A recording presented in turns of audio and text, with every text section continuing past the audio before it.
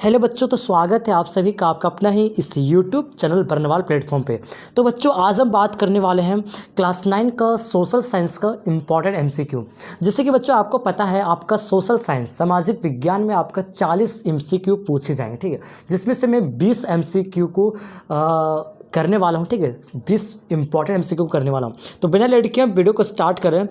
जो चैनल पर नया हो चैनल को सब्सक्राइब कर बेल आइकन को जरूर से ज़रूर प्रेस कर देना, ठीक है। चलिए, आपका पहला क्वेश्चन है, फ्रांस की क्रांति कब हुई थी? बच्चों, फ्रांस की क्रांति कब हुई थी?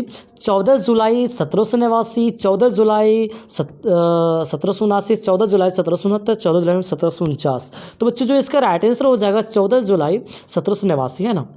ऑप्शन नंबर ये इसका बिल्कुल राइट आंसर हो जाएगा। दूसरा क्वेश्चन है, समाजवादी विचारधारा के प्रवर्तक कौन थे? समाजवादी विचारधारा के प्रवर्तक कौन थे बच्चों? तो कौन थे? रॉबर्ट ओवन थे, कार्ल मार्क्स थे, लुई ब्यूटवी थे। तो कौन थे बच्चों? Karl Marx. ऑप्शन नंबर 20 का बिल्कुल राइट आंसर हो जाएगा। चलिए, अगला क्वेश्चन देखते हैं हम लोग। हिटलर की सेनाओं ने पोलैंड पर आक्रमण कब किया? बच्चों, हिटलर का जो सेना लोग थे, ठीक है, उसका जो आर्मी थे, उन्होंने पोलैंड पर आक्रमण कब किया था? पोलैंड पर उन्होंने अटैक कब किया था बच्चों? तो पोलैंड पर उन्होंने अटैक किया था सितंबर 1939। 1 सितंबर 1939 को हिटलर की जो सेना है वो पोलैंड नामक एक देश में अटैक किया था, है ना, आक्रमण कर दिया था। चलिए, अगला क्वेश्चन देखते हैं। विश्व में सबसे अधिक वर्षा कहाँ होती है? तो बच्चों, विश्व की सबसे अधिक वर्षा मेघालय के मार्शल राम में होती है, ठीक है। ऑप्शन नंबर 20 का बिल्कुल राइट आंसर हो जाएगा, ठीक है। मार्शल राम में होती है। चलिए, अगला क्वेश्चन है, रबड़ का संबंध किस प्रकार के वनस्पति से है? रबड़ का संबंध किस प्रकार की वनस्पति से है? टुंडा से है, हिमालय से है, मैंग्रोव से, उष्णकटिबंधीय है। तो बच्चों, जो इसका राइट आंसर हो जाएगा उष्णकटिबंधीय, है ना। रबड़ का जो संबंध है उष्णकटिबंधीय से है। संविधान की आत्मा किसे कहते हैं बच्चों? तो संविधान की आत्मा किसे कहते हैं? प्रस्तावना को संविधान की आत्मा कहते हैं। चलिए, अगला क्वेश्चन है, पालमपुर में गैर कृषि क्रियाएं क्या क्या है? पालमपुर में गैर कृषि क्रियाएं क्या क्या है? परिवहन है, दुकानदारी है, लघु विनिर्माण है। तो इसमें से क्या आंसर हो जाएगा? ऑल, है ना। पालमपुर गांव में गैर कृषि क्रियाएं क्या क्या है? सब कुछ है, परिवहन भी है, दुकानदार भी है, लघु विनिर्माण है, मतलब सब कुछ है ना। गैर कृषि क्रिया मतलब क्या है? कृषि को छोड़ के, है ना, कृषि को छोड़ के, है ना। चलिए, अगला प्रश्न देखते हैं।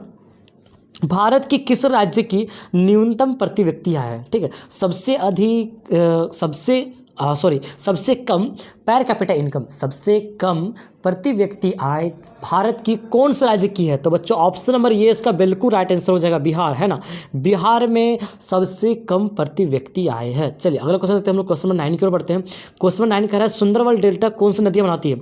सुंदरवन डेल्टा जो देश का सबसे बड़ा डेल्टा है, तो वो कौन सी नदी बनाते हैं बच्चों? तो गंगा ब्रह्मपुत्र, है ना।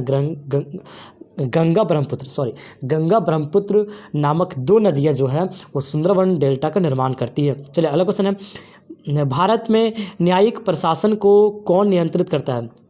भारत में न्यायिक प्रशासन को कौन नियंत्रित करता है बच्चों? तो वो करता है सर्वोच्च न्यायालय। कौन करता है? सर्वोच्च न्यायालय, है ना, सर्वोच्च न्यायालय। अगला क्वेश्चन है, भारतीय वन कानून कब पारित हुआ बच्चों? भारतीय वन्य कानून कब पारित हुआ था, कब लागू हुआ था? तो 1865 ईस्वी में हुआ था। चलिए, अलग प्रश्न हम लोग देखते हैं। अगला प्रश्न कह रहा है, स्वतंत्र भारत का संविधान कब लागू हुआ? ठीक है, कब लागू हुआ बच्चों? 26 जनवरी 1950 को लागू हुआ था, ठीक है। स्वतंत्र भारत का संविधान जो था वो 26 जनवरी 1950 को लागू हुआ था। बना कब था बच्चों? 26 नवंबर 1949 में बना था, लेकिन लागू कब हुआ था? 26 नवंबर 1950 में लागू हुआ था। चलिए, अगला क्वेश्चन देखते हैं, फ्रांस का संविधान किस वर्ष बना? फ्रांस का संविधान कब बना था बच्चों? तो 1791 में फ्रांस का संविधान बना था। चलिए, अगला प्रश्न देखते हैं, नेपोलियन फ्रांस का सम्राट कब बना? बच्चों, नेपोलियन फ्रांस का सम्राट 1815 ईस्वी में बना था, ठीक है। नेपोलियन जो था वो फ्रांस का राजा कब बना था? तो 1815 ईस्वी में बना था। चलिए, अगला प्रश्न देखते हैं हम लोग। अगला प्रश्न क्या कह रहा है, प्रथम विश्व युद्ध कब लड़ा गया?